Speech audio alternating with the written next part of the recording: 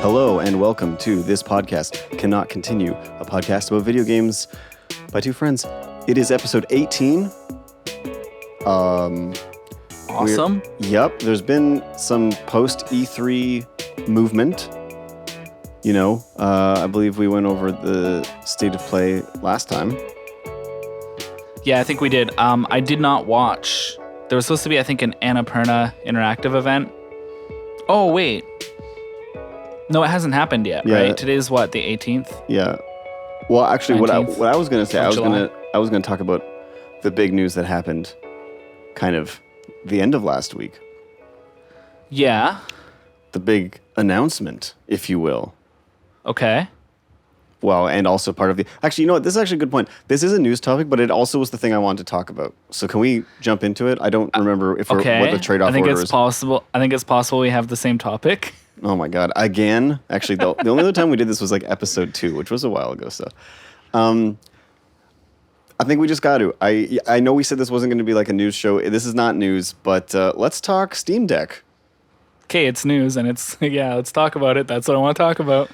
Okay, we're on the same page. All right. Well, yeah, okay. Because what I was going to say was that was kind of like... this was not on my radar. And with all of the Nintendo Switch Pro rumors and all that lead up, and then the sort of like OLED release, we can talk about this as well a little bit. I know we already said we wouldn't talk about it, but I think it's maybe relevant in this conversation a little bit to go over it. You know, they brought out the OLED, and people went, okay. That was kind of like... OLED's a bit divisive. I think it's got its pros and cons. If you don't have a Switch yet, and you're looking on getting one, I think the OLED's a perfect option to get into the Switch. If you already have a Switch, there's almost no reason for you to get one. Yeah, absolutely. That's kind of like that's my phone's an OLED, short. and one of the things I really like about it is when there's black on the screen at night when I'm laying in bed, the black is not lit because on an OLED screen, black pixels are off. Right, yeah. It makes using like the night mode of like ebooks literally just look like the text is floating there somewhere. It just looks great. Yes. OLED is really cool. The contrast, realistically, what does this actually mean other than these like, because I mentioned more of a gimmick, but like what does the OLED actually generally mean? Generally means really good contrast with really dark, like when the scene needs to be dark, it can actually get dark, right? OLEDs I think are the best, for example, in TVs, the best ones for like HDR. Right? This is also going to be really great for handheld. Like obviously this is like a really cool version of the Switch. It's a great upgrade for, like I said, for people who don't already have one. But if you do already have one, unless you really want that OLED screen, I don't see there being much reason to get this, basically. But what I was trying to get at was that this announcement, the OLED, led into Steam, Valve, I guess, debuting, and I just might be out of touch, which is extremely possible, but I did not see this coming. It was pretty quick from announcement to pre-order reservation ticket system thing that they did too, which I found surprising. Was there any hint that this was coming out, or was this literally like a... It was pretty left field. It was pretty left field. I don't think anybody really expected this. They did a great job of keeping it under wraps. I have a theory, especially if they've been approaching developers and stuff, which it sounds like they have. Yeah, I have a theory that they were waiting to see what Nintendo was going to drop. Because even if you don't think that Nintendo has a Switch Pro or at E3, if you didn't think that was going to happen, you got to know that like their team was kind of like being like, let's see how this announcement goes. You know what I mean? Yeah. Like, let's wait to see if Nintendo does actually say anything.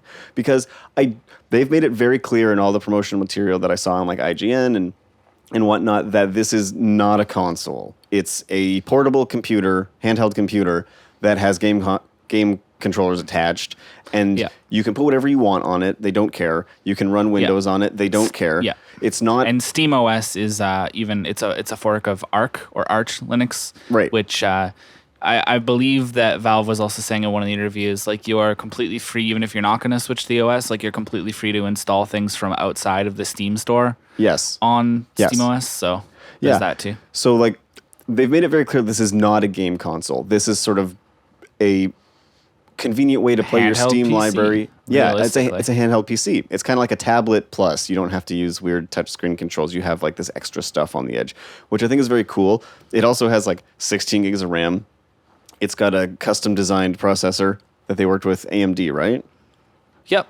It's And- an AMD. It's essentially a APU. So AMD has called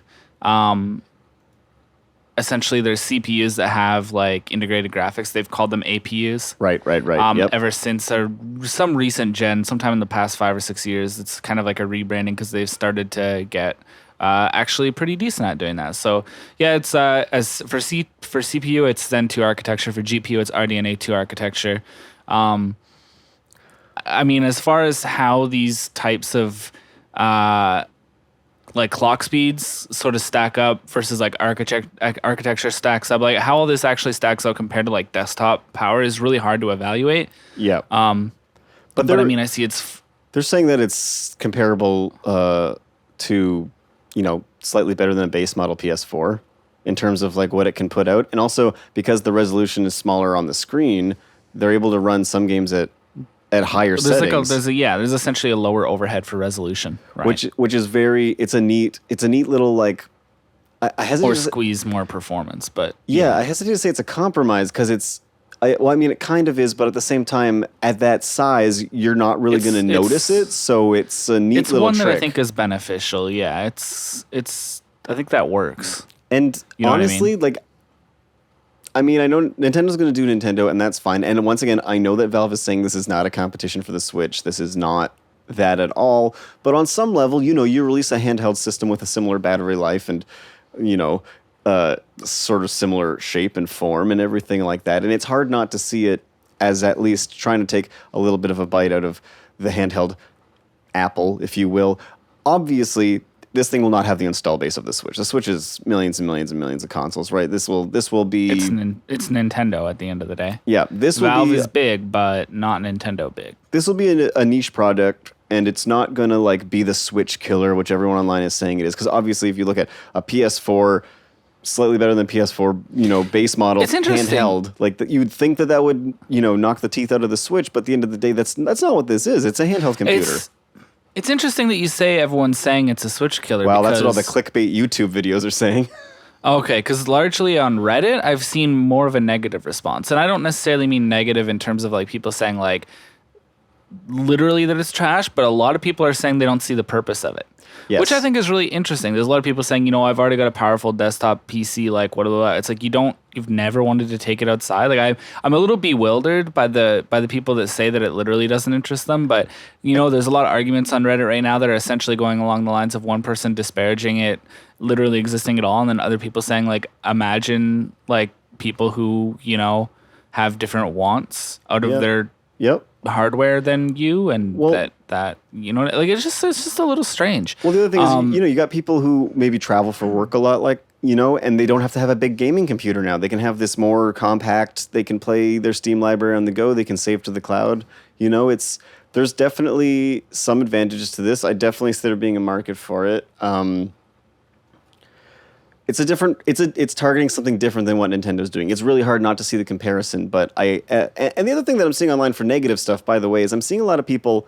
Sometimes I wonder if there's like a little bit of a sunk cost in their own personal home setup, and that's why they're kind of like, well, what's this thing?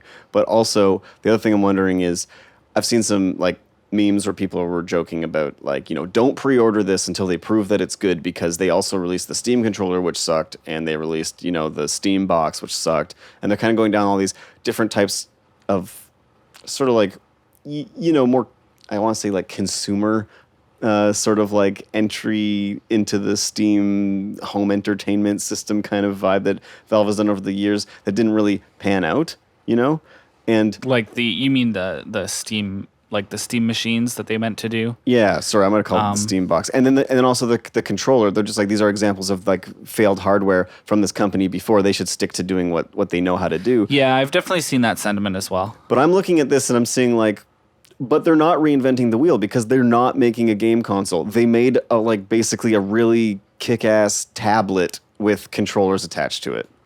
Pretty much, yeah. And to me, that doesn't seem like that's going to lose out because, once again, it's not a console. It will do anything your computer can do. It's a laptop without a keyboard or whatever. You know what I mean? It's like it's a tablet for somebody who intends on playing desktop games on the go. Yep. That's what it is. And I understand the trepidation, and I know that the various communities are really against spending, especially with all the PS5 scalpers and the Xbox scalpers and the OLED scalpers. People are really wary about new hardware until it proves itself. They're really wary about new games until they prove themselves. You know, there's just been this backlash against pre-orders and things not being done and all this stuff. I get the trepidation, but I really kind of see this. That's weird though, because I find it very strange that people are talking about that because in the case of Steam and Valve, like when have they not actually delivered hardware that they said they were releasing? You know what I mean? Like sometimes it's been a little hard to get. No, it's not that they're not. It's not that they're not delivering it. They're just saying like it wasn't successful, or it was abandoned shortly after release. So the trepidation is about like, why would I spend $700, $900 on the best version of this thing when it's only got like a year of shelf life before they just decide to abandon it or abandon support. But how do they abandon it? Like, well, that's the thing, right? I don't think they will. If it'll run anything on the store that's supported by Proton, like what? This is what do you know what I mean? It supports itself because it's just based on a open like a compatibility layer that like can just be applied to games. So that's what I'm. The question is like, will they patch it and keep it up to date and stuff like that? Like, sure, but I think like when you have this product in hand, it just. I'm easily seeing a homebrew community for this. Or not maybe a homebrew, but people who keep it alive. Because think about it. Once again, let's just bring it back. This is not a console. This is not an entertainment center for your home. Yeah. This is a PC. It's a PC. Because it's not a console, even if they just released it out into the wild and never ever supported it in a first-party way, that doesn't mean that it's dead. No, it has utility. It has, and because it has utility. Like it literally just does what it does. Exactly. And as long as the build quality is, up to standard, and say we don't get like drift and all these other things that we're seeing elsewhere, I don't see why this couldn't be supported going to the future. Because in my mind, you know what it's reminding me of? It's reminding me of when people would put homebrew on like a PSP or a Vita just to make use of its guts. You know what I mean? Because it had so much more than Nintendo's, and it was so easy to get in there and put on custom firmware or whatever. And in this case, you don't even have to jailbreak it to put on custom firmware. They're literally like, just install whatever the hell you want. It's a hard drive attached to a screen. Like that's kind of what they're saying, pretty right? Much. Yeah, and so there's a couple other products that have been trying to target this market. I think the reason I think that the Steam Deck is going to make the biggest splash of any of them, besides just being Valve and them being known, is just like they have the resources to actually like do this like properly, right? Because there's been a few, from my understanding, like GPD, who's been in this for a long time. If I'm not mistaken, I think that like the first few GPD products that were around that like really got their name out there were like, they were kind of like a netbook type form factor. It was like, here's a netbook for gaming. Yes. You know what I mean? And then they kind of moved from there towards handhelds, and they have one that's pretty competitive spec-wise with this, that's sort of on its way out sooner or already, called the GPD Win 3. And it has some interesting features, like the screen slides up, and then it's got a hardware keyboard under it and stuff like that. Oh, like those old phones? From honestly, 2000s? Exactly. Yeah. And it comes with Windows on it, and it's on Intel, slightly more dated hardware, but like, it still has an NVMe drive. It still has like 16 gigs of DDR4 memory. It's got like it's on Intel Gen 2 Iris Xe graphics, which I think will probably hold it back compared to some of the other ones. But like there's that one, and then there's the Aya Neo, which was like kind of a kickstarted thing that, from my understanding, I think none have actually shipped yet. Okay. Like, or I think like 500 like early supporter ones have shipped, but like none can be just straight up purchased or something like that. And that one, like looking at the price of that one's like $1,015 CAD, and its specs are below the Steam Deck still. Well, that's the other thing that really hit me about this right out of the gate was the price is absolutely wild. The price point is wild for it. Like the base model is Canadian. What is it $4.99 or $3.99? I think in Canadian dollars it's $4.99. which is like admittedly a lot, right? But I mean, what the Switch is going for $3.99, it's not that big of a difference. And if you're aching for like a handheld system or a handheld way to play games, I'm going to try to move away from saying system because they've made it clear that this is not what this is. A handheld way to play games or more portable way to play games, and you already have a Steam library. The extra $100 goes a long way because with Nintendo, you buy the like when I bought my Switch way back when a few years ago now, 2 or 3 years ago. I bought Zelda with it and something else, and it easily cost me into the $500, almost $600, right? Because the games are like $100, right? Yeah, and if you already have, if you already have a Steam library, you have stuff to play on this day one. Day one, I could get this thing and I can load up, I don't know, all of Deus Ex or, the Metal Slug anthology or, I don't know, Final Fantasy 14. We've talked about this. I know that would probably be a terrible thing to do, but the point is you could if you wanted to, And I also see there being like utility for some people. For example, I could see people using, maybe it's not going to be like I just a control scheme. Like I don't know how the trackpads are going to feel for like using mouses or keyboards and this kind of stuff. So you don't want to probably do anything too heavy lifting, but through Steam itself, there's applications on there for, I don't know, like, I'm just seeing people use it maybe in situations where, like, RPG Maker or Game Maker, or they're making, music using some software on the go. There's just, because it's a computer, there's so much more utility there. It's obviously meant for playing games, but you don't need, like, those sort of music-making software for a game console, because they can just actually... You can just put a DAW on it, or you could just put RPG Maker on it through your Steam library. You don't have to, use like the Switch version, and then you don't have to wonder why all the other consoles have a Twitch app, but the Switch doesn't. Exactly. You can just open a browser and go to twitch.tv. Exactly, and this is what I mean. YouTube, just like Netflix. You don't need apps. You can just use the internet. Go. Yeah, I do think the price is high. I think it will scare away. I hesitate to say casuals because that feels like not the right word, but I think like most people will probably either get a computer or a laptop like they have been doing. They'll buy a laptop because they need it for work or home or whatever, and that's going to be their computer. And the desktop people are going to still have their desktop, but I see people honestly, like you and me who like lying down and it's interesting. Playing the game sometimes. I could really imagine. It's funny. I think that like most people who buy this probably do have a desktop PC. Like I actually don't necessarily know that very many people would have this as their only gaming PC. No, I don't. And therefore, I think that most people who will get this will already have a Steam library. I would be very surprised You could use it because you can dock it and then you just hook it up to a monitor with a mouse and it's basically a PC. Yeah, you could. I guess I'm just saying though, like I would be really surprised.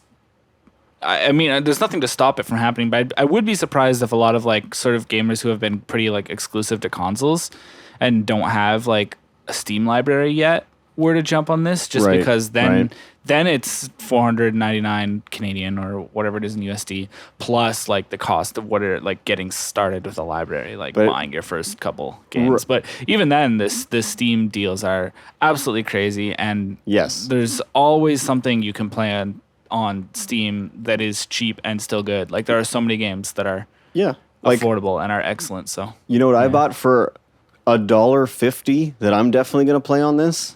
What's that? Sonic Adventure 2 Battle. Nice. I'm wondering why they went with a 16:10 aspect ratio. Yeah, it seems What weird. do you think of that? Did you notice that? I didn't. I didn't like make particular note of it, but I don't know. Yeah, I noticed that in the tech specs. It's a 7-inch screen, so like it's comparable to the Switch OLED. Size-wise, it's good. Yeah, 1280 by 800, so it's basically 720p with a little extra vertical. One of the reasons that 16:10 became popular on PCs was so that 16:9 content could essentially still be displayed without like removing the taskbar. Like the taskbar.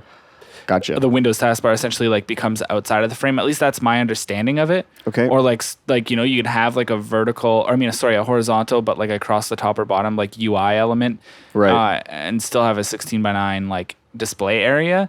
But to me, that's just really weird because then it's like, so if you want to play a game, let's say, and you want to stay on a 16:9 aspect ratio, then it's like, are you going to just letterbox it with black bars at the top and bottom? Like, I don't know what the 16:10 is for. I noticed on the store page, there seems to be, sorry, I say store page, but really what I mean is like if you look at the interface screenshots, right? There's like a menu across the bottom. Yep. That looks like a black bar that has like white that says like search, option select, Steam menus, stuff like that. I don't know.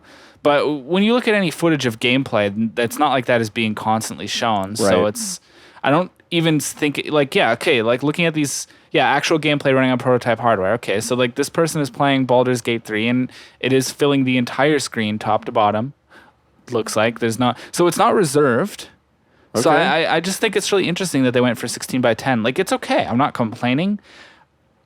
Just a little quirk. I think I slightly prefer 16:9, and I think a lot of games out there do, but it's fine. I'll take the extra. Just a little strange. Yeah. A little bit if I have to. Yeah, if you see it as a 720p screen, then it's extra, right? Yep.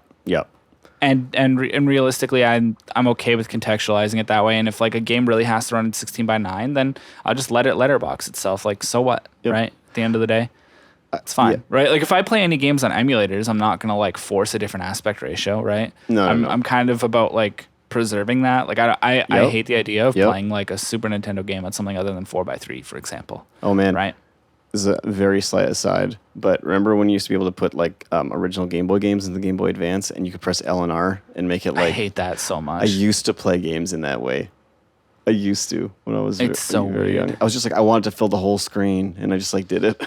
Like I think that's like who it was for, like the people that just like, I just want to fill the whole screen and they don't really like, they're not thinking. I'm not like saying that they're like, I'm not trying to disparage. I just mean like, they're not thinking that hard about it, right? It is weird. I don't even know why it was an option, but I guess. Anyways, this thing, I want to circle back to the games and the built-in catalog because I think that the fact that you cannot beat their sales ever, and also just, people are saying, oh, the Switch is the indie darling. You can... There's just so many indie games on there. Nintendo lets everybody in, kind of thing. It's just like, Steam it's nothing compared to Steam. Yeah, and I just can't stop thinking that this the thing is so notification neat. panel is so nice. I never looked at that before. I'm looking at the page for it right now, right? Okay. I'm really liking what they've done with the UI. The UI is clean. I've liked what I've seen. And it's like far better as like a full screen version of Steam essentially than like what Steam Big Picture is. So I'm really impressed with that, and I would like to see some of this stuff get sort of back ported to the Steam Big Picture mode for PC. Right. But yeah, anyway, whether those are Steam OS features or whether those could be implemented in Big Picture, I don't know. I just really liking that. Feel really positive with that.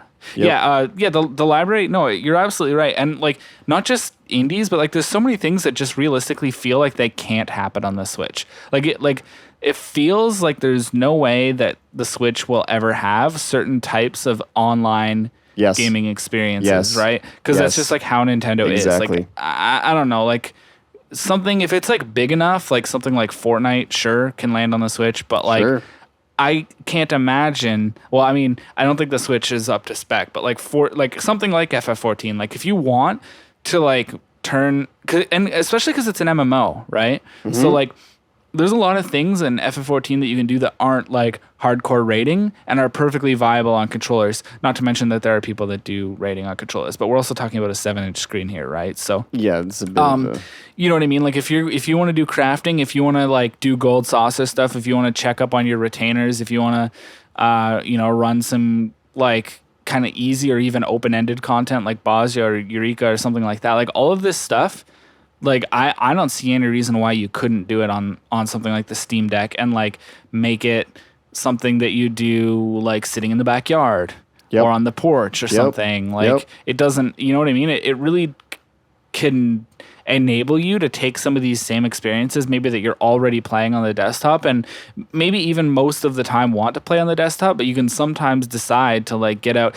You know what? Like one of the craziest things I think about this is like actually is if you talk to a lot of RuneScape players, especially old school RuneScape players, it sounds like the mobile version of old school RuneScape was like an absolute game changer for a lot of these players, right? Because it turned from.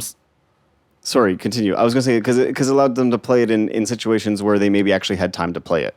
Like playing it at a waiting room in exactly. in a whatever, right? And like I don't believe that they're unlike a mobile phone going to release any kind of like literally mobile data, like, you know, sim enabled version. I doubt it, but like at the same time, just tether your phone. Just tether it to your phone. There you go.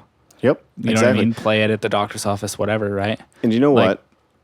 You hit on something that I think is very important. So when I got my Switch, I had been not out of gaming. I had been playing kind of stuff that I had already. At the time, the Switch was kind of like my entry into this generation. And then I bought a PS4 and kind of went from there. But so this is a couple of years ago. And this has been after many years of being a very, loyal PS3 owner, playing the PS3 catalog, going back and getting the games as they went for cheap. That's how I was mainly interacting with games. So I got the Switch after, working and all this stuff, and I didn't have time to play games as much anymore, and I just had all this stuff around. I'd play my 3DS, and that was kind of it. And then I got the Switch, and then out of nowhere, I had time to play these big games. Like, I was playing, like, Zeldas and Xenoblade Chronicles, as we talked about, and all these games that I used to be...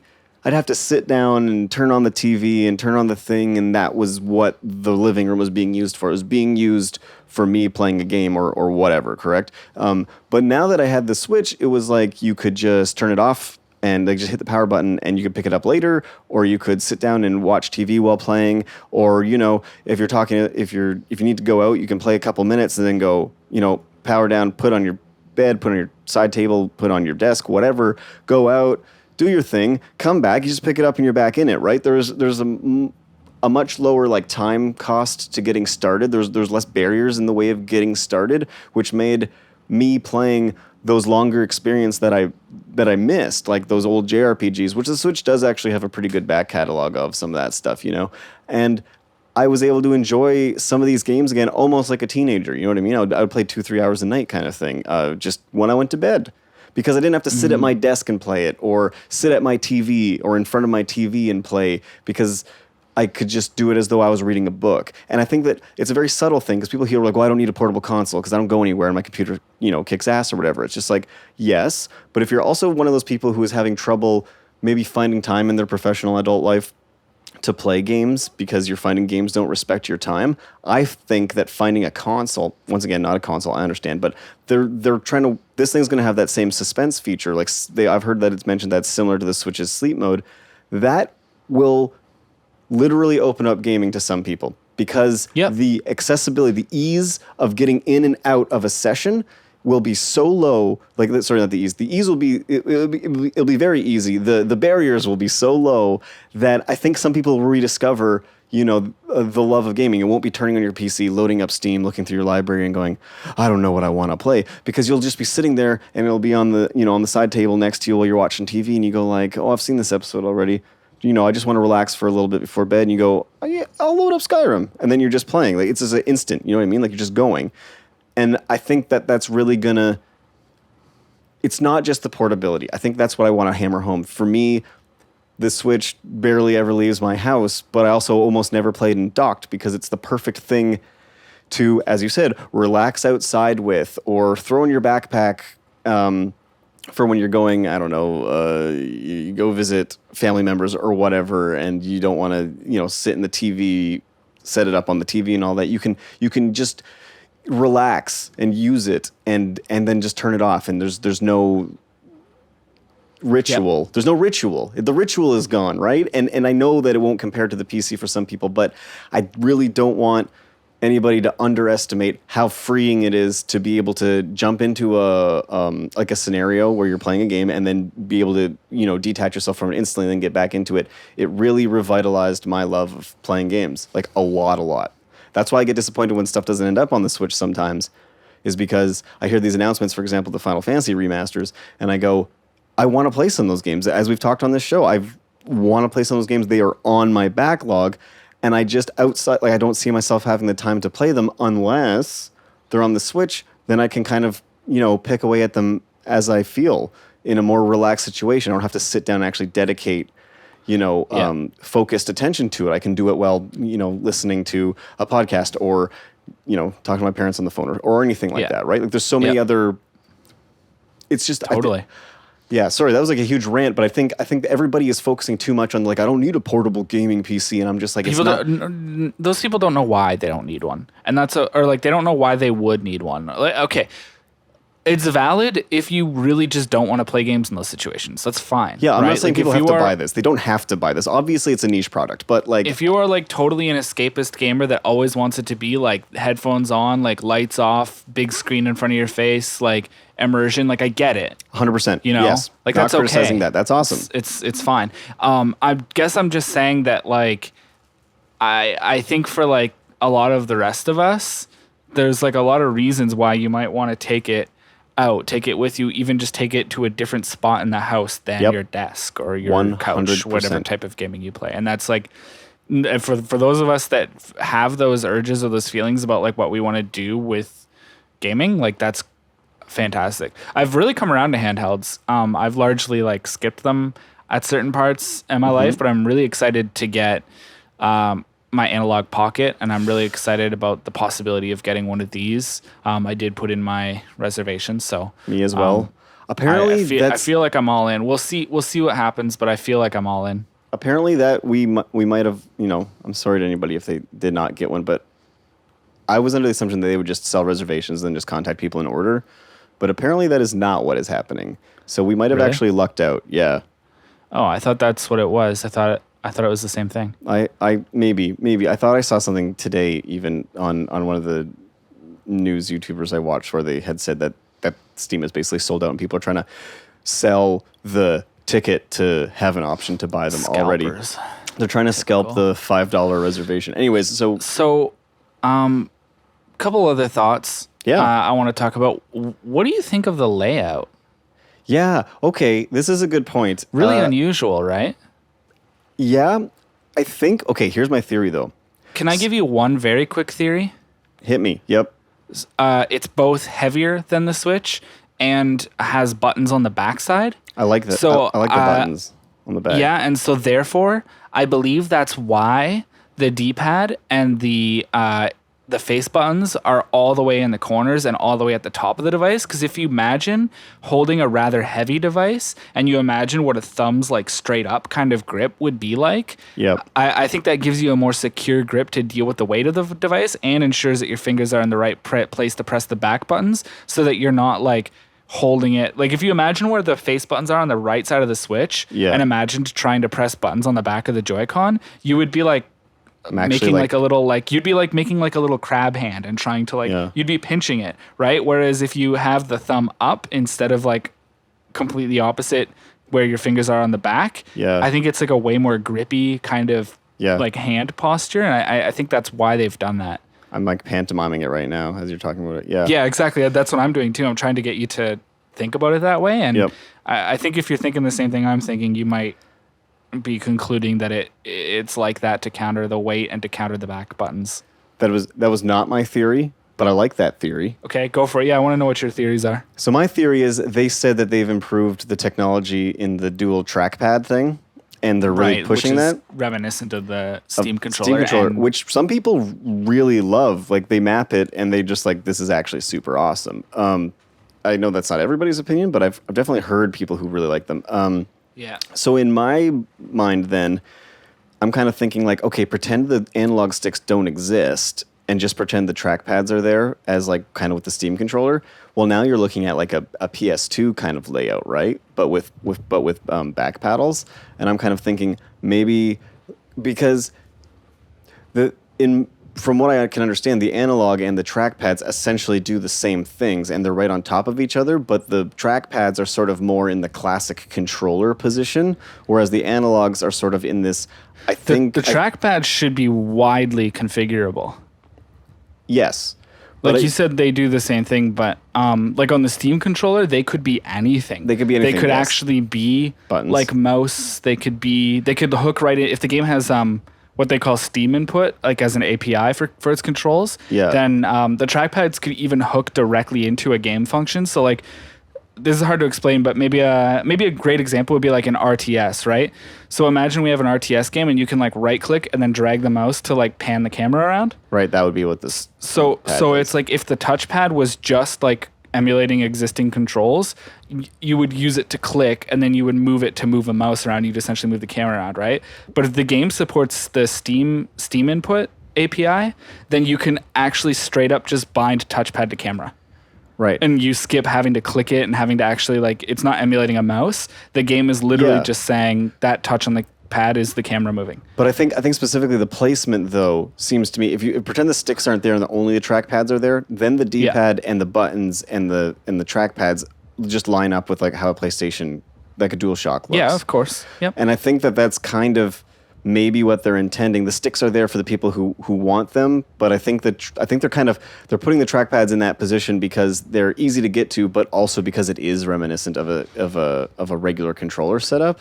And I also think the sticks are there because one of the big complaints with the Steam controller was because it omitted a right stick and omitted a hardware D-pad and stuff like that. A lot of people said like, you know, the touch is really cool for the games where it's really cool, but for a game where I actually wanted a D-pad, I would rather just have a like there was a lot of that. It's like this controller is really unique, and where it really works, it really works great, but for a lot of games, it just feels a little strange. But I think by giving a complete suite of like modern controls, like they have covered the entire like 4-face buttons, like bumper trigger, 2 sticks, a D-pad, like a they've covered the whole suite of what a modern game controller is supposed to have.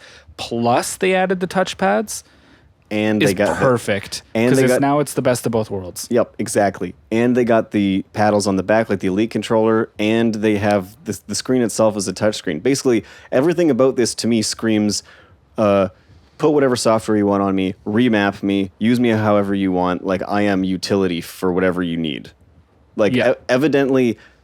It has been designed so to play. Awesome. Yeah, it's been designed with like with a level of specificity that is reserved for games, obviously, right? But I do think that even within that umbrella, they're not trying to impose how you're supposed to use this thing. They're really just giving you a ton of options and just saying, just have fun with this. Like we made this because this is what we would want.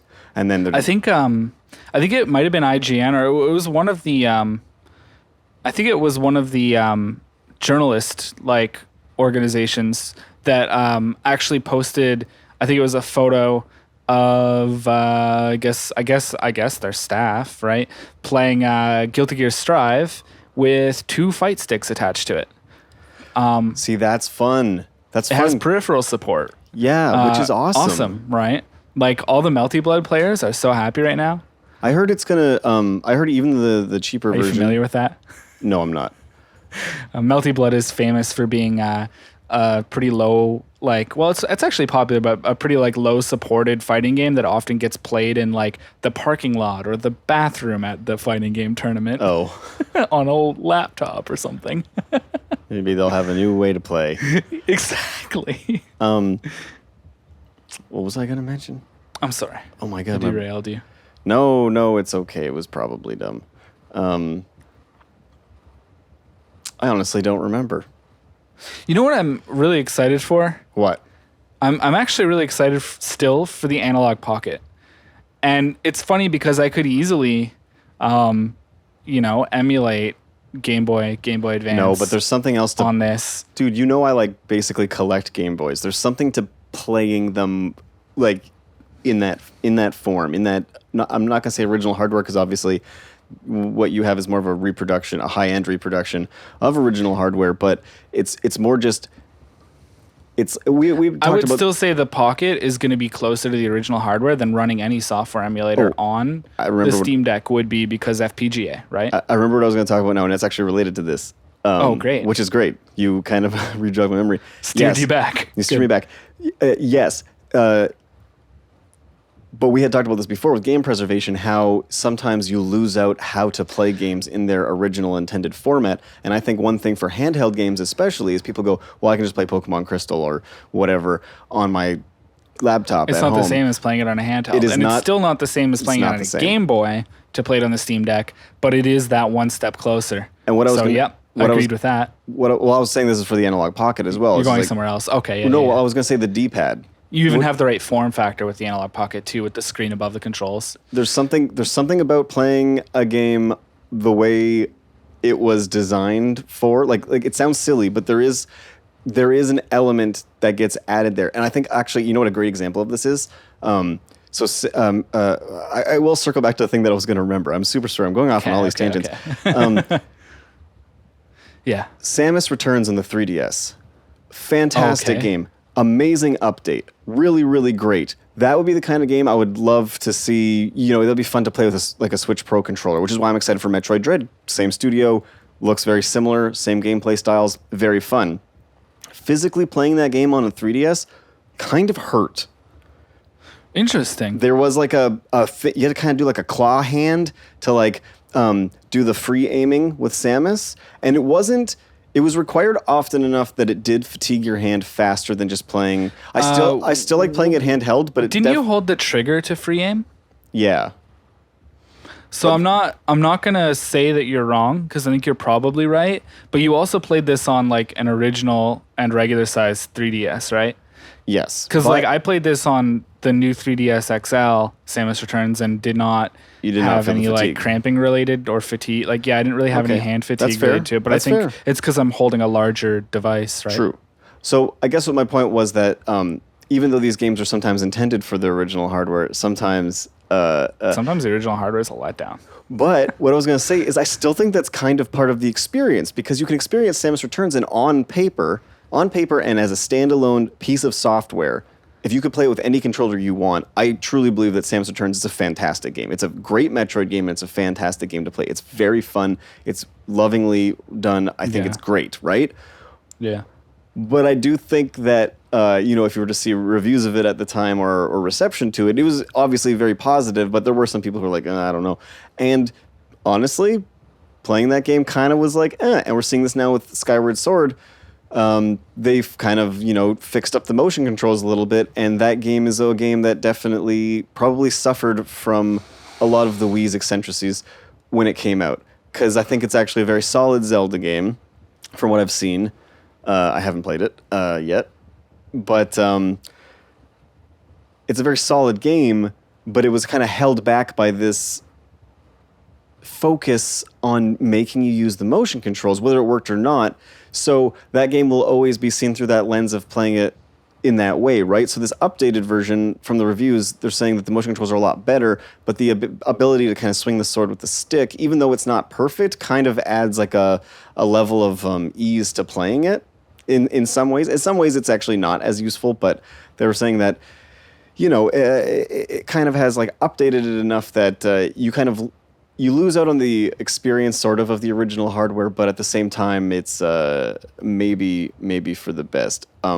All of this to say that I think experiencing things in the original hardware gives a lot of context to how the game was released, and why I'm excited for the Steam Deck is because it does have a dedicated D-pad. This was a super large tangent to get back to talking about D-pads, because you're talking about the Analog Pocket, and I was thinking how the it's neat. D-pad placement on the 3DS is atrocious. Side note. Yes, it is. Also, the D-pad on the 3DS also sucks. It's not a good feeling. Isn't that what I one. said? 3DS? I thought I said 3DS. Yeah, no, I said okay. that one feels bad too. But the other thing I was going to say, Feels bad. Yeah. But what I was going to say was I'm curious to see how this D-pad feels, because for all of these emulation purposes, for all of these things that people are going to want to do with the Steam Deck, It's got to be good. Yeah. I think if this D-pad is really good, you're going to see the emulation community really I take think to we this really thing. need the controls in general to feel really premium. Yep. Because if it feels on a cheap, device like if it feels this. cheap, it's not gonna work out. Sorry, that was like a gigantic aside about Game Boys and Metroid and how I'm original with you hardware on that sometimes one. is weird. But yeah, it was all of that to say that going back to the idea that the Steam Deck is basically just like a bunch of premium stuff crammed into a package, and then they give it to you and you can do whatever you want with it. I think that there are going to be a lot of cool opportunities to experience some games that maybe people were playing on their desktops in ways that are closer to the original hardware, for better or for worse. And I think that that's going to really inform, from a preservation standpoint, if you want to say, context for some possible experiences. And I think that's a neat opportunity. Not to mention, from a preservation standpoint, don't know how many times on this show I've said that I think that forward porting games from one console gen to the next over and over and over again, while nice, is not really like a sustainable way to call it preservation. Yep. Whereas being able to put it on an independent platform that is independent of generations, so open platform that is independent of like generations, is actual preservation. And while I'm sure there will come a day when maybe a lot of the Steam Decks are suffering from, you know, like, because with rechargeable batteries, maybe those are dying out, or, you know, maybe they are just not up to the task of playing like the AAA games anymore, even though I don't see why that would stop you from playing stuff from now and before on it, even in the future. Well, yeah, exactly. Anyway, it's ultimately, it's a PC, right? So any purchases that you do make, any games that you do acquire for the purpose of playing on your Steam Deck are PC games that you have bought on a storefront, whether that be Steam or another one that you sideload onto the platform or whatever, that are going to be available to play on future hardware, whether that's future iterations of a Steam Deck-like concept or a desktop PC. Yeah. Like, there's no more like, I bought, you know, there's no more like, oh, okay, I bought whatever so-and-so game on PC and I bought it on Switch because I wanted to play it again but portable. Like, I think, for example, I have Undertale on both. Right. Like, I just already have Undertale on Steam. If I want to play Undertale portable, never mind the fact that I have it on Switch, I just play it. Like, you buy the game and you just will have it on both. It's kind of almost like the whole like Xbox like Play Anywhere thing, right? Yep. You like buy it on the Xbox and you can play it on the like Windows Store or whatever. Is that how that works? I'm not actually 100% sure of that, to be honest. But like, or even like you could say with like Game Pass, for example, if you have Xbox Game Pass, you can use that on the console or on the PC, right? So it's like, in a way, it kind of reminds me of that insofar as like you just buy it on Steam and you're playing it on that thing and you're playing it on your desktop. I'll bet anything. It's probably listed somewhere already if I wanted to look it up. Well, I mean, I know that Steam has cloud save, right? So I imagine that you could probably even cross save your saves between the desktop version of the game. I think they advertised that in the video. Yeah, I'm not sure if they advertised that. That's why I kind of hesitated there. But you know what I mean? Like, you could literally be playing it on your desktop PC and then be like, oh, I got to go to the doctor now. And I know I'm going to be sitting in that waiting room. Just make sure the cloud save went. And ta-da, pack my Steam Deck. And then there you're just continuing where you left off, assuming that you can download the cloud save. Right. I guess there are some hitches to that concept, but... the prospect of it being available though is cool. Like that's if you're cool. If you're aware of what you got to do to make sure it works, like maybe when you get to the doctor's office again, you got to tether your phone and download your save, or make sure it downloads before you leave the house. But save files are small, so like literally whatever, right? So I don't know if I've mentioned this earlier, but here's one thing that's interesting. Even the cheaper version of this, okay? Oh, maybe this was going to talk about. Then I got sidetracked with the D-pad. Not important. Apparently, on its board, there is a slot for solid state memory. Yeah, like SSDs, right? Yeah, like no matter what version you get, which is interesting because it will remain to be seen whether or not, you know, it's a difficult thing to install this on your own, because I think it was mentioned that it has a slot that may or may not be occupied, but also that it is not intended for you to open that up and put that inside. But so this is what it says. It says storage, right? And there's three options. There's 64 gigs eMMC, 256 NVMe SSD, and 512 high-speed NVMe SSD. I'm assuming that the difference between the 256 and the 512 is just the SSD that they're actually putting in it before they ship it, is in some way a higher speed one in the 512 gig model. That I don't think it's the hardware that differs here. I suspect that even the 64 gig eMMC is also going in the M.2 slot, because it says it's like PCIe Gen 2. And so that to me suggests that it's just a slower module in the same slot. Gotcha. So therefore, I think that it's possible that all three of them are, yes, indeed. I'm not going to say expandable, because you have to take it out to put something else in. So I will say replaceable or upgradable. And then so the thing that they note on the website, excuse me for one moment. Yep. Take your time. Just clear my throat there. I'm going to get a drink here. We're talking a lot. It's exciting. An exciting week happened. The thing that it says on the website in particular is all models use socketed 2230 M.2 modules not intended for user replacement. All models include high-speed micro SD card slot. And this is the theory, okay? And I just want to say to anybody listening, this is at the current time only a theory. Please don't take this as the truth. This is in part a theory or an interpretation, and in part like a prediction. What was it? How was I going to actually? I kind of lost my wording there, but you know what I mean? I'm just trying to say, like, this is not confirmed, okay? So, you know, don't like take what I said right now and go out and buy the 64 gig eMMC one saying you'll put your own NVMe SSD in there and find out you can't and call me up, okay? Because I don't know this. This is a prediction or an interpretation, okay? Okay. So, there are two interesting details here, okay? So, yes, they said all of them use socketed 2230 M.2 modules not intended for end user replacement. And then the other interesting thing that happened is they emailed Gabe Newell, and they is midnight_watch on Reddit. So thank you. Shout out to Midnight Watch for doing that. And asked him, is it user replaceable? And so they said, hi, Gabe, will the SSD in the Steam Deck be user replaceable, or is it soldered to the main board or really difficult to get into? And he said 2230 M.2 slot. Okay. So we can assume that slot in Gabe's email or socketed on the Steam Deck tech specs page means that it is not soldered to the board.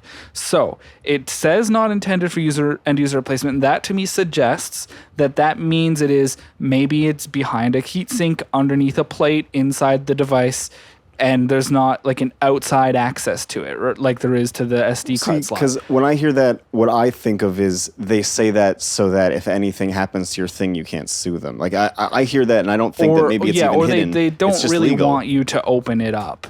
Yeah. Right? But it's a slot and not soldered, which suggests they know that people are going to do this. You can.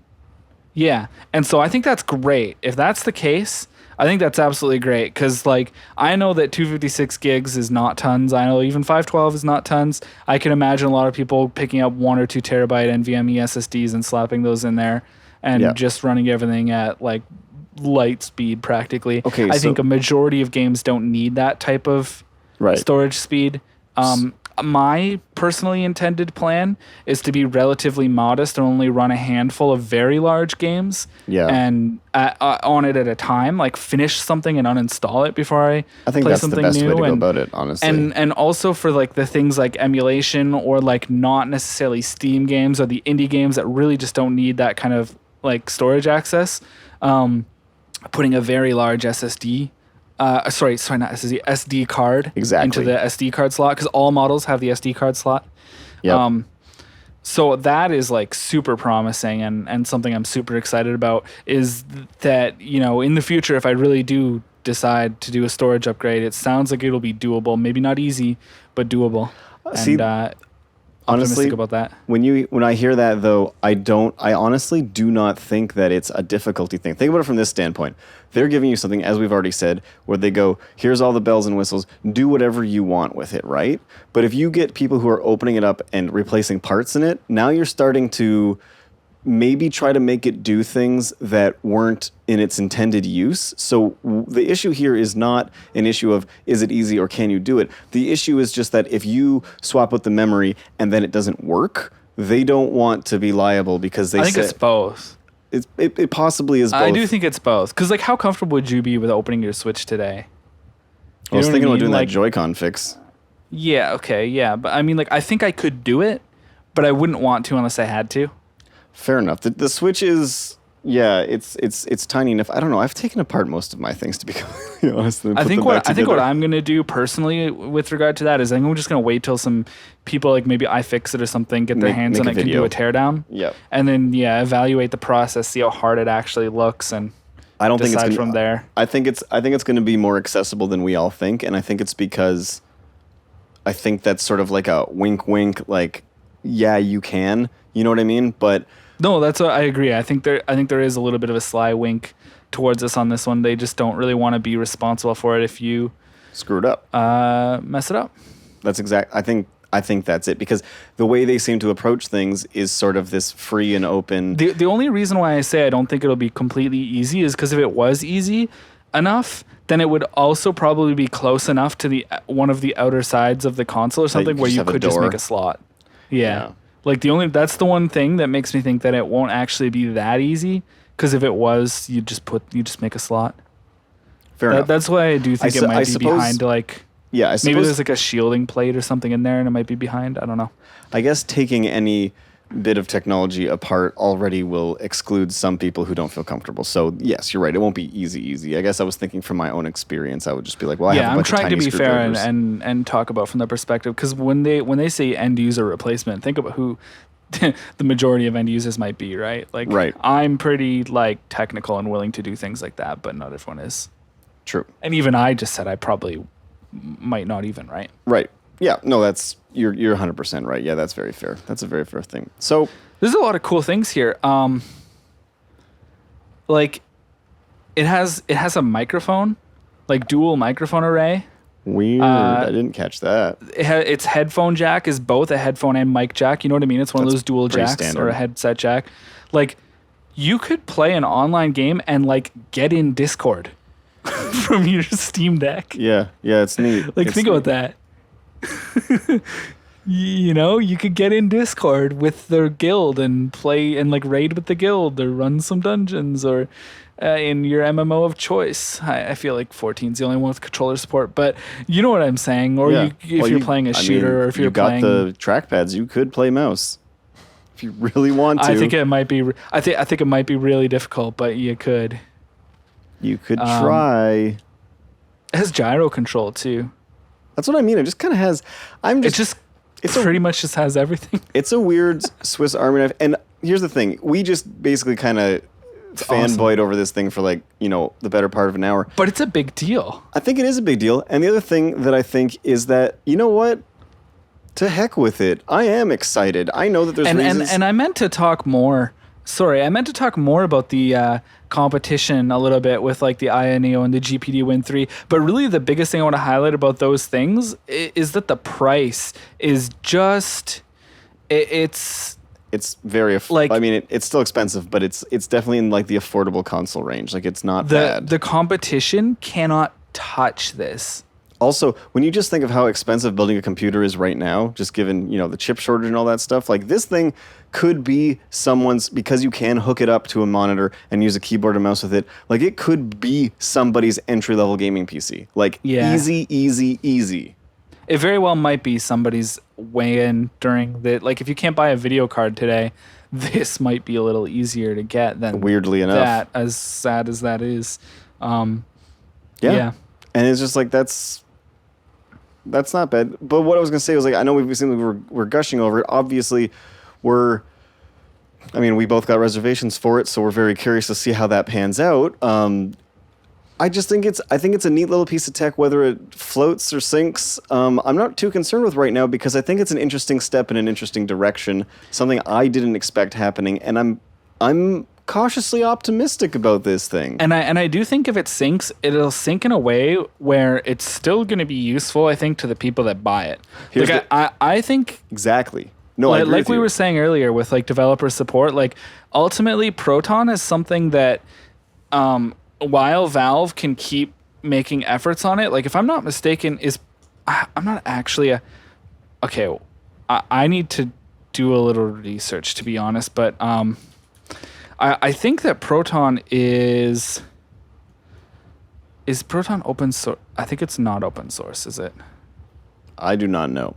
But I'm starting to hesitate. What I was going to say that's related to this, though, is that, so say some people say, like, well, how long is Valve going to support this for, right? Well, as soon as Valve stops supporting it, what do you have? You have a PC with controller attached. This thing, as soon as it's like current, like as soon as they replace this, say they release a Steam Deck 2 and it's even better in the future, right? To play the then current gen games, right? When they release the sequel to this, if they do, or even down the road, people go like, well, why'd you buy the original? Just wait for the next one. But it's kind of one of those things where there's never a bad time to get in on it, because as soon as it stops being current, it then becomes basically your emulation station. Yeah, it'll and do also everything. it's okay. So Proton is not open source, so Valve does still need to continue working on Proton in order for more games to become supported. But at the same time, even if that dropped off, just install Windows and go from there. Well, and You know what I mean? Or that's like exactly whatever what I mean. you've got to do. There's basically as long as this thing can handle an OS, it has a life. Yep. Where Basically, yeah. And that's kind of like I said with the PSP. There's still a huge PSP, firmware, like custom firmware community, because the PSP just had such utility. People love that thing, and they still use it for Game Boy and NES and SNES and all this other stuff. Just because it just does stuff, and it's. I think a fair amount of people moved on to the Vita, even if they didn't buy it for Vita games. Once Vitas became a little cheap, a lot of people upgraded for like the screens and stuff. Exactly. But No, Vita's both of those consoles essentially have the same legacy of like becoming really amazing if they're if they are like homebrewed and have custom firmware installed on them, like in terms of what you can do with them. Yes, 100%. Yeah, and I think that this is basically that, but to the nth degree, because out of the box, it'll let you do that. Like you could get this and never play a Steam game on it and still get complete utility out of it if that's all you want. Yep. Like 100%. So, yeah. Wow. Well, I like that we both wanted to talk about this. I feel like we got a good long discussion out of it. I don't know what else there is to say except for that. Yeah, I'm cautiously optimistic, and we'll see how the actual shipment and everything goes. We'll see how that whole process plays out. And then we won't really know until we get this into our hands, obviously, but day one, its install base of games is going to be huge. So I'm kind of excited. It's awesome. I'm kind of excited. Yep. I have seen things like these, like the INEO and the GPT Win 3 and all this stuff, and been like, that looks so cool, but for like nearly $1,000, or in some cases over $1,000, and for like questionable performance and like really questionable hardware that's like cheaply made out of like some like factory, like it just, I mean, all of it's going to be made in a factory, so I don't know if I'm saying some factory, but whatever. There's this huge difference between something that's backed by Valve and something that isn't, in terms of my faith and like the quality of the hardware and stuff like that too. Yep. I've been kind of waiting for like a more mainstream made version of this product category, and this looks like it. So I'm really, really excited. Me too. And I want to underline, this is not, I would like to say it's the official position of this podcast that we do not think this thing's a Switch killer. It is very clearly intended for a different audience. The Switch has its market and continues to be great. I do stand by my assertion that I think Valve did wait to see what Nintendo was going to say regarding the Switch OLED, or rumored Pro Switch, but I think that there's room for these things to exist. I don't think there needs to be a debate on the clickbait. This doesn't mean that I'm going YouTube. to stop playing games on my Switch. This just probably means I'm going to stop buying indie games on my Switch. That's fair. But I was going to say, I think there doesn't need to be a debate over whether or not this thing is going to kill the Switch or not, because I think it's very clear that Nintendo's going to continue sailing along fine as ever, and that this thing is going to be for people who have a use for it. And I think that there's going to be a lot of people who get a use out of it. And I think it's going to be. I think there's a fairly different enough market. Yes. Essentially, that the two belong to, that I don't think that they're stepping on each other's toes too badly. No. I think at worst, the Steam Deck steps on the toes of the Nintendo Switch as an indies device, but that's really about it, and only really for the people that get both. And it maybe, puts the nail in the coffin for all of their attempts to put like AAA ports and what's the other one? Like the cloud, like the like cloud something games. like The Witcher. Well, just because of like the performance being so much, like the spec being so much higher on the Steam Deck, it gets a little bit questionable. Like, why I would purchase certain ports like that on the Switch. Well, also just how like you can play Control on the Switch, but it's like a cloud version, so you're not actually playing, you're streaming it. You could natively run it. You can just and so like I think that kind of stuff might fall away, and that's to me kind of fine, because I always thought that was a weird fit for Switch, anyways. But we'll see. We'll see. Cool. The point is, we'll see, and I think the next thing do you want to move on to Backlog then? Heck yeah, we do. Let's go there now. You know what it is, it's the backlog. We are back in Backlog Land. Ben, what do you got this week? Okay, so this one's on my backlog for kind of a reason. It's different because I think a lot of the time when we put something on a backlog, we're saying like, oh, you know, I want to play this, I want to get around to this. And this one is more like I'm hesitating on it. Oh, okay. And I think there's two things I'm waiting for. I want it to be, I want to see a price drop, a sale, or something like that. Okay. And I'm also just not 100% sure, like maybe genre-wise and content-wise. But I have heard that Returnal is kind of like the real sleeper hit on the PS5 right now. Okay. Right? Okay. You know, okay. like a lot of people are like, okay, like Ratchet and Clank is like the showcase, and like Yes. Astro's Playroom is like the demonstration, like the tech demo that's actually a game, you know, and Sure. Demon Souls is like the killer app. But I've heard that Returnal is like the sleeper hit, and that it is like really good. And if you go to like the like PS5 subreddit and stuff like that, like there's a lot of positivity about that game. Maybe it's kind of like the Nintendo Switch's Celeste, you know, when the Switch first came out and like everyone was just like Hidden Gem Celeste. I kind of feel like Returnal is sort of doing the rounds in the PS5 kind of community. I have enjoyed roguelikes, tend not to finish them.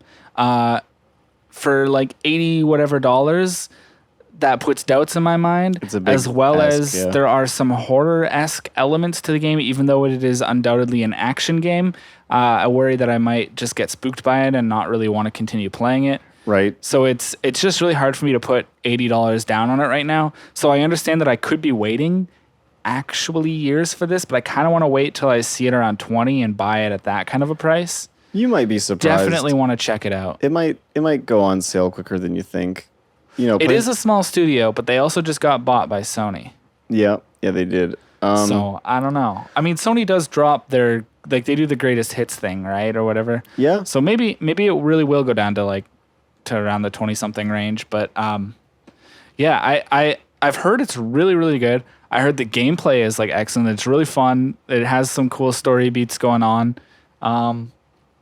I've heard that very few people have beat it, like the trophy percentage or whatever for I saw that too. It's very low. is like really, really low. So, but I don't necessarily know that in a roguelike game, like maybe beating it isn't what you need to do to have fun with it. I don't know. It depends on how much time you can put into it that feels like rewarding, even if you don't get there. Like I just can't really take measure of whether it's going to be worth it for me. Yeah. You know? I actually completely understand your viewpoint on this because it was the issue that I have with it as well. I mean, I love Alien, Same game? so I think that it's very cool looking, and I think that it's very neat. But I'm curious if the horror element is more akin to, say, like a Souls-like or a Bloodborne kind of game. Yeah, that's what I'm kind of thinking. Because if it's in that direction where You it's might like be okay. Yeah, where it is horror thematically and conceptually, but it's not going to spend all its time like making Spooking me you. anxious or jump scaring me. Yeah. Then like that's fine. I'm actually fine with that. You know, like Bloodborne is one of my favorite games ever, right? Right. But it's just, you know, it really has to be an action game that just kind of tells a horror story. Yeah. In order for me to take, like, you know, it has to be like narratively horror. It can't be like essentially what we mean when we say a horror game. And I don't think it is. I think it is ultimately an action game and that I'll be okay. But I guess the one thing that stands out to me is like not the gameplay sequences, but the sequences where she's like in the house in her memories or whatever. Those are the ones that worry me because they're looking a little spooky, you know? Yeah. I haven't actually seen much of that kind of stuff. I've only seen like the action bits, and I was like, oh, this looks kind of. In my mind, I was like, looks like Dark Evil Metroid a little bit. It moves kind of fast and cool. That's not one of the things I really like about it is because it has a bit of a realistic look visually. Yes. But like they let the game just move fast. Like they don't care. You know what I mean? It's similar to what I was saying, I think, a while back about Doom Eternal, how it's just a game that's unafraid to admit it's a game. Like they take out all like the edgy like HUD that might actually look like you're looking through like Doom Guy's helmet and turn it into like here's just like a super colorful, like almost arcadey like interface. Yep. Because it's a video game and it's like here's a power up, here you got an extra life. Like it's a video game. Just like, you know, we've got a story, but this is a video game, so have fun. You know what I mean? Yes. I kind of appreciate that about Doom Eternal, and it seems sort of like, I'm not necessarily saying that Returnal's interface is like that, but the way that you move quite unrealistically for a game that kind of wants to have a realistic look and maybe tell like kind of an emotional sort of seeming story like it's that. Snappy. I like that it's like they don't let that get in the way of it just being a game at the end of the day. Yeah. No, I completely get that. As you said Doom Eternal, and then you said Returnal. In my brain, I went Doom Returnal. Yeah. Whoopsies. No, you didn't say that. I just... No, I just mean like whoops for, putting that in your mind. How dare you? I didn't really think of that. But yeah, would you play a roguelike Doom Returnal? Wow. I mean, I die so much in Doom that sometimes I feel like I'm playing a roguelike anyway. Fair enough. Yeah. That'd probably be pretty good. Especially when there's marauders. Even though I beat the marauder as a boss, I have a lot of difficulty with a marauder when there's other enemies present because I think that was a common complaint of that enemy, was it not? Yeah, it's cool. I get that the Marauder was an enemy that lore-wise was specifically like designed to defeat the Doom guy, and therefore it makes total sense that it forces you to change literally your gameplay. Like you do not play Doom like Doom when you fight a Marauder. That's cool. That's actually kind of cool. But to me, it feels like, therefore, it should have just been a boss. Yeah, it throws a wrench and into not a recurring enemy because gameplay loop. Yeah, because the gameplay loop wants you to do the go fast and just shoot and stuff, and that's kind of what I want when I buy Doom. And every time I see a Marauder and I have to stop and become like slow and calculated, it just really throws a wrench into the plans to me. And then especially when you make me have to act that way, but there's also regular other enemies all over the place that want me to move fast, then I just feel like I'm being tugged in two directions and can't personally adjust. But I also, maybe I'm just bad. Maybe I just need to get good. I don't know. Get good. Yeah, dial on there. Anyway, yeah, Returnal, $80. I don't know. For a sale? Yeah, maybe. So it's kind of on the backlog. Maybe I should say it's on the wish list. You know? Yeah, I mean, because it is literally also on my PSN store wish list. So. Fair enough. I mean, those two lists are kind of the same thing sometimes. Yeah, sometimes the backlog and the wish list are one and the same. Yep. Cool. What about you? What do you have?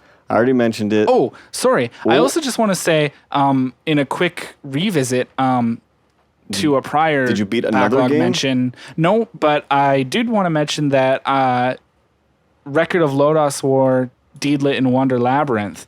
That game was run at Summer Games Done Quick, 2021, and that was on my backlog list prior, and I didn't watch all the way through to the ending of it or anything like that because I didn't want to spoil it.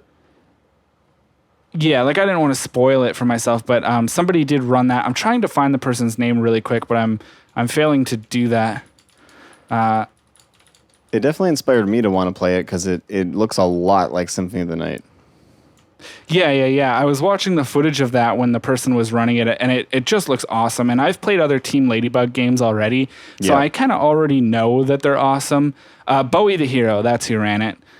Just wanted to make sure I got the actual complete shout out in there. So Bowie the Hero ran it at SGDQ 2021. Just I guess that was just a few weeks ago, or maybe about a month ago.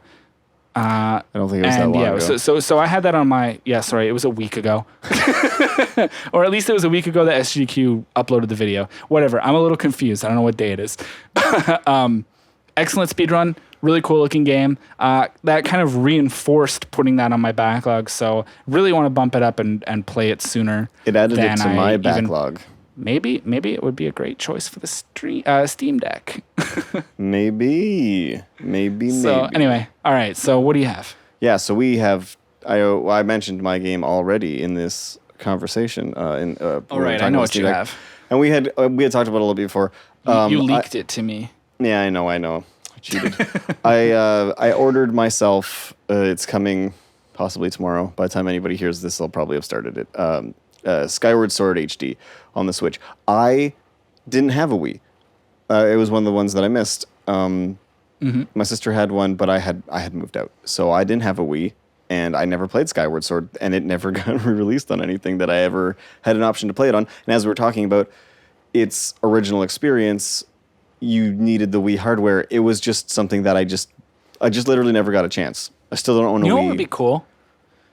What? And I'm not imminently planning to bump this one up, but I do have it for Wii, and I'm not really eager enough to pay full price for the remake. Yeah. That I've been kind of saying I just would play the Wii version. I wonder if you start on it and I start on the Wii version, we can talk about how we both feel about the game and sort of wonder at what the differences must be without really experiencing both of them. Well, one of the things that's a big difference is the motion controls are apparently a lot more accurate because of how the Switch does its its stuff. The only thing though is that without without a sensor bar, like the Switch is not great at like relocating a default position. Actually, like if you they've remember, changed that. It switches it to the middle. There's a button you press. Apparently, it just resets. No, it. that's what I was gonna say. If you remember playing like, I think I played our friend's copy of Splatoon 2, and there was like a reset button that you had to press all the time because what would happen is like if you're moving like up and down a lot, what is like all the way up and what is all the way down like kind of drifts over time. Like it's not 100% perfect, and because of that, it like needs to be realigned all the time. I'm not gonna lie. I'm gonna try to play this mostly handheld probably for the first while. So I'm not too worried. Into doing it with the with the Joy-Cons. They've removed a lot of annoying things that have sped up the game considerably. Also, it also has a free moving camera now, which the Wii one does not have. So if you're playing, here's the thing: if you're playing it handheld, the right stick is your sword, right? Yeah. And That's and it controls the camera if you hold down one of the triggers, and then it rotates around the controller just as you would in a 2-stick game on any other console. Yeah. However, if you're playing with the Joy-Cons and you're using motion control for the sword, the right stick just controls the camera freely.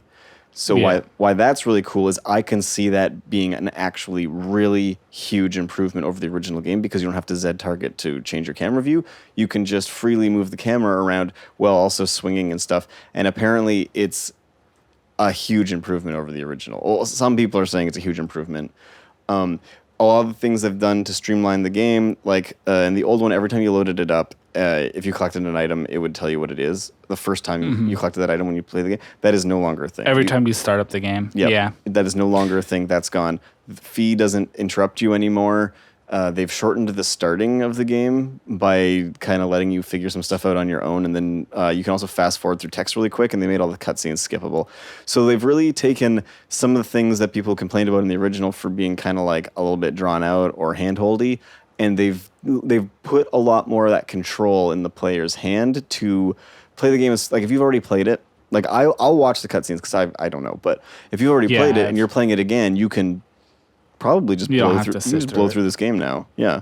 Or even better, if you lose at a, prominent fight or something, I'm assuming there's going to be like, mid-game bosses and stuff like that. You don't have to watch the whole dialogue again. You can just before it again. You can just go. And those seem really tiny, but they're so good. Another thing is that apparently the load times are obviously just infinitely better because the original game had a huge problem with load times. And it runs at 60 frames a second, so it's looking good. It's just overall... Did the original really run at 30? Or something like that? I'm not sure, but they're really pushing the 60 on this. I feel like in the Wii era, there was a lot of games that were running at 60 still. It looks... and they've updated the sort of impressionist painting look so that it looks really good on the... It just looks like they've actually done... After the slack, like all the slack they got for the Mario 3D release... It's nice to see that they actually did put a whole lot into this. It is not rebuilt from the ground up. There is parts of it that are run through emulation, apparently, but what they've done is very caring, and I think they did a good job. And I think the most impressive part is people are going, why this game? Give me Twilight Princess. Give me Wind Waker. Okay, yeah, but those games were already kind of good on their own. This game did need a little bit of extra care, and I think from what I've heard about it, they've done it. You know what I mean? Is it the best 3D Zelda? No, it's not the best 3D Zelda, and I don't think anyone's making that claim, and Nintendo can't fix that without drastically changing the experience, Basically remaking the game, actually. Exactly. Exactly. But in maintaining the original experience while also ironing out the things that made it actually, not that fun in some moments and possibly more frustrating or annoying, I think they've given you the definitive experience of what this game was supposed to feel like back when it came out.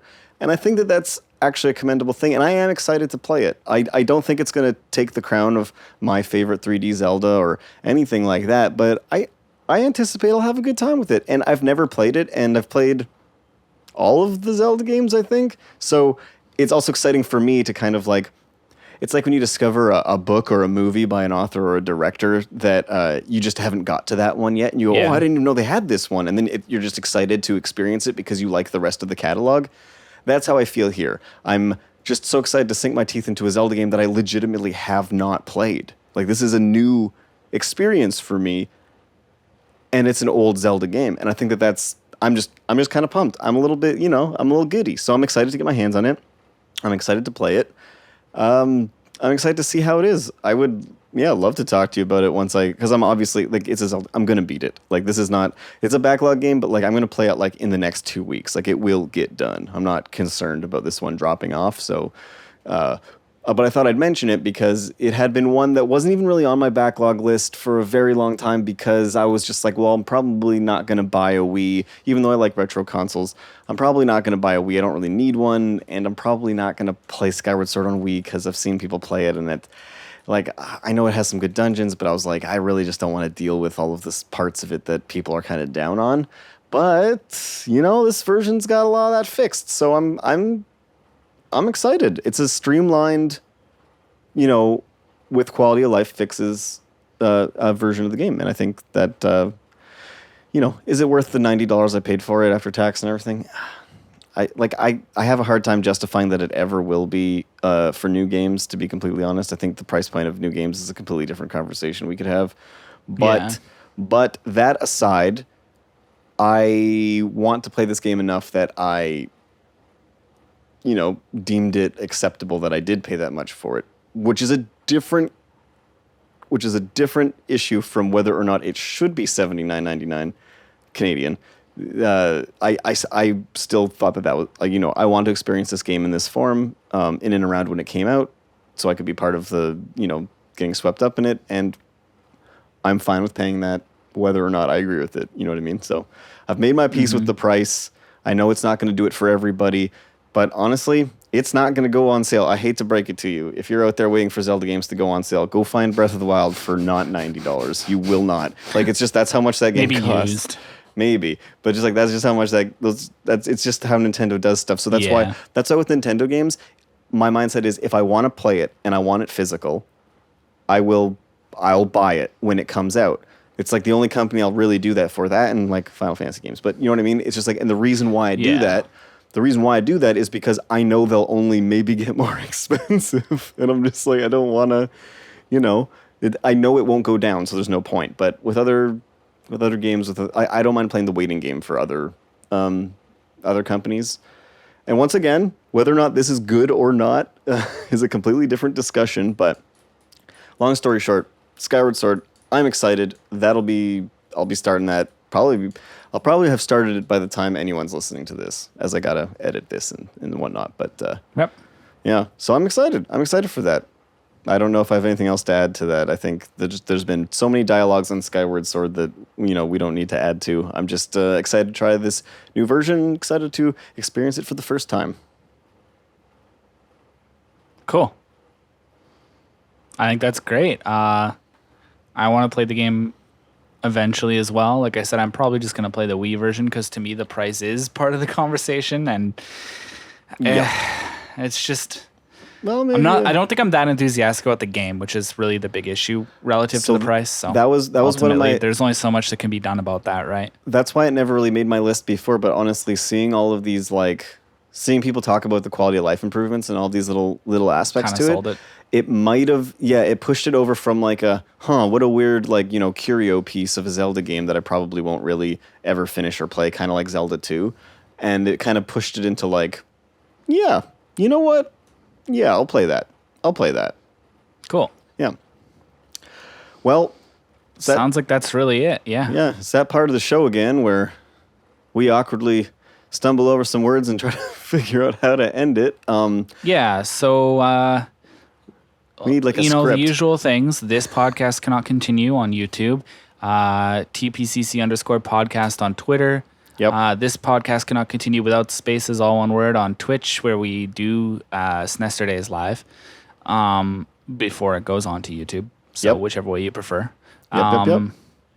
And, I mean, if you're listening, you've already found a way that you probably prefer to listen to the podcast, but just to throw it all out there in case, it's, it's on Spotify, it's on Apple Music, it's on basically most, as far as I know, podcast streaming services. We're on Amazon. And the episodes Yep. go up on YouTube. Yep.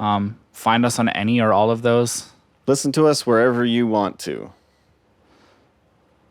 Basically. Yeah. And if you have any comments or questions or anything about what we talked about today, or just want to share your thoughts, Hit us up. please always feel free to reach out, because we'd be happy to read or maybe even respond to those things. So yeah, the door's always open to that too. Doors open. And any other thoughts? No. Thanks for listening, everybody.